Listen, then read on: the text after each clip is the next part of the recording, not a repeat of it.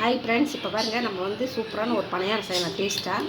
அதுக்கு வந்து அரிசி மாவு, தோசை மாவு தான். அதில் வந்து கொஞ்சமாக வடசட்டியில் எண்ணெய் ஊற்றி கடுகு போட்டு கடலப்பருப்பு கொஞ்சம் போட்டு அப்புறம் சீரகம் கொஞ்சம் போட்டு வெங்காயம் போட்டு கருவேப்பிலை கொத்தமல்லி போட்டு நல்லா வதக்கி இதில் கொட்டி இந்த மாதிரி கலக்கி வச்சுக்கணும். நல்லா வெங்காயமெல்லாம் கொஞ்சம் நிறையா போடணும்னா நல்லா டேஸ்ட் நல்லா இதாக இருக்கும். அதுக்கு வந்து ஒரு தக்காளி சட்னி இது மாதிரி வந்து வெங்காயம் போடாமல் இது வந்து எண்ணெய் ஊற்றி கொஞ்சம் கடுகு உளுந்து கொஞ்சம் சீரகம் போட்டு தக்காளி மட்டும், வெங்காயமெல்லாம் போடல, வெறும் தக்காளி மட்டும் போட்டு மஞ்சத்தூள், மிளகாத்தூள், கொஞ்சம் மிளகுத்தூள், மல்லித்தூள், உப்பு கொஞ்சம் போட்டு நல்லா எண்ணெயே நல்லா வதக்கி எடுத்தோம்னா இந்த மாதிரி காரமாக நல்லா சட்னி நல்லா டேஸ்ட்டாக இருக்கும். நாக்கு சுவையாகவும் இருக்கும். அதை வந்து செஞ்சு வச்சாச்சு. இப்போ பணியாரம் எப்படி ஊற்றுறதுன்னு பார்க்கலாம். எண்ணெய் ஊற்றிக்கலாம். இந்த மாதிரி சட்னி செஞ்சிங்கன்னா நல்லா டேஸ்ட்டாக இருக்கும். தோசைக்கெல்லாம் கூட செஞ்சு சாப்பிட்லாம். வெங்காயம் போடாமல் அவசரத்துக்கு நல்லா தக்காளி மட்டும் போட்டு மல்லித்தூள், மிளகுத்தூள் போட்டு நல்லா செஞ்சு வச்சுட்டோம்னா நல்லாயிருக்கும், டேஸ்ட்டாகவும் இருக்கும்.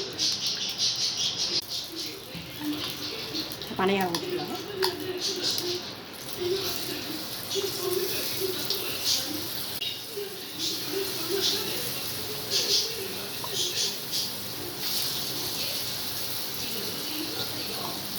இந்த மாதிரி சட்னி இந்த பணியாரத்துக்கு நல்லா டேஸ்ட்டாக இருக்கும். தோசைக்கு எல்லாம் தொட்டு சாப்பிடணும், நல்லாயிருக்கும். வேகட்டும். இப்போ வெந்திரிச்சு திருப்பி போட்டுக்கலாம். நல்லா பாருங்கள், எப்படி செவந்து நல்லா வந்துடும். சூப்பராக வெந்திரிச்சு பாருங்கள். இந்த சட்னிக்கும் இந்த பணியாரம் சாப்பிட்டிங்கன்னா சாப்பிட்டுட்டே இருக்கலாம் தோணும். இந்த மாதிரி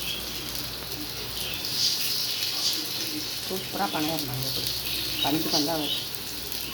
இது மட்டும் சாப்பிட்டிங்கன்னா அந்த சட்னி வச்சு இந்த மாதிரி தான் செஞ்சு சாப்பிடுவீங்க. சட்னி வெங்காயம்லாம் அறியவே தேவையில்லை. தக்காளி மட்டும் போட்டு வதக்கி போட்டிங்கன்னா சூப்பராக சட்னி தயாராகிடும்.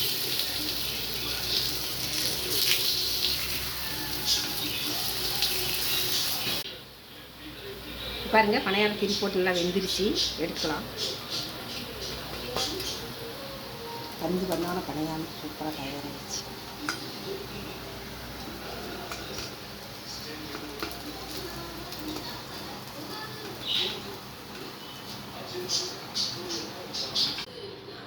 இப்போ பாருங்கள், சூப்பரான தக்காளி சட்னியும் பணியாரமும் தயாராகிடுச்சு. இந்த மாதிரி நீங்களும் செஞ்சு பாருங்கள். சட்னி இந்த மாதிரி செஞ்சு பாருங்கள், சூப்பராக இருக்கும். வெங்காயம் போடாமல் தக்காளி மட்டும் போட்டு நல்லாயிருக்கும். பணியாரம் ரெடி ஆகிடுச்சு.